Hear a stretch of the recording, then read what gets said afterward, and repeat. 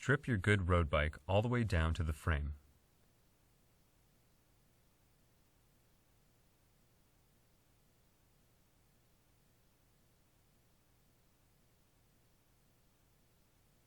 Set aside all the parts you take off.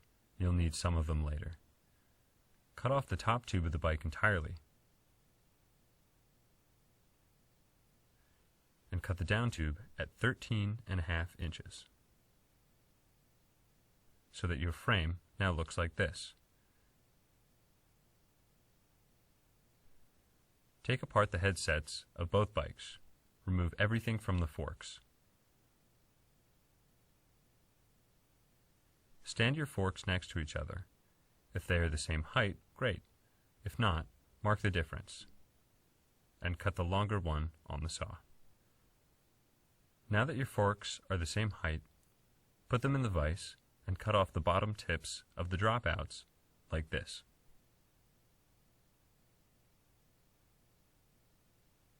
Reattach the wheel, but only finger tight, so that it's movable.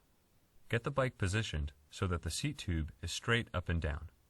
This is where a bike stand really comes in handy. Take one fork, like this, and move it along the chainstay until it's the furthest towards the dropout as possible without blocking the cog set from being removed. Once you have your placement, mark it on the chainstay. Fan the fork up and down until you find a spot where the bottom of the fork is as wide as possible while still a couple of inches below the bottom of the tire. Remember this angle. Remove the wheel.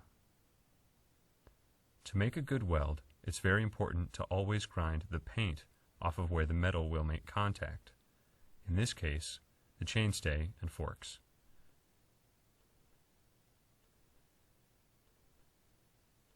Get your welding gear on.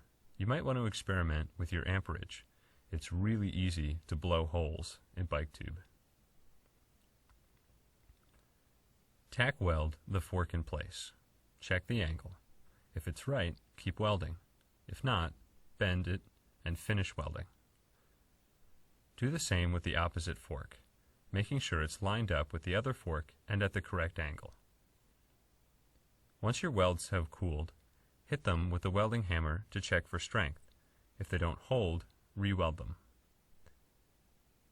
Cut apart your second bike so all the tubes are as long as possible and free from anything else. You will likely have to add more length to your seat tube to have it be long enough. Use one of the other tubes for this.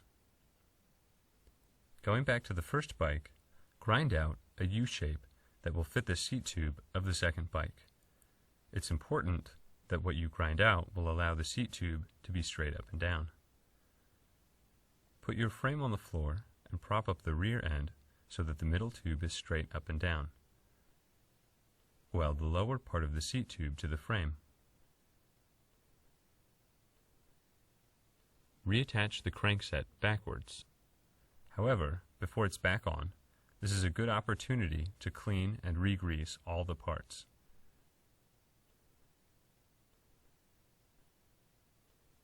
Measure your inseam. This will help you determine the seat height. With one pedal all the way down to the floor, hold the tape the distance of your inseam towards the bike seat. Move the upper tube to meet the tape. Weld the upper tube to the lower tube. Take your angle iron and cut 2 roughly 3-inch pieces to go under the forks and a foot-long piece to go under the seat tube. Make sure to grind off any rust, just like paint. Place the pieces underneath the bike. To get the small pieces aligned, you can use a long straight edge like your level. Weld all of the pieces to the bike. Measure between the front pieces of angle iron. Cut a piece of rebar that length and weld it to the angle iron. Reattach the wheel so that the cog set is on the opposite side.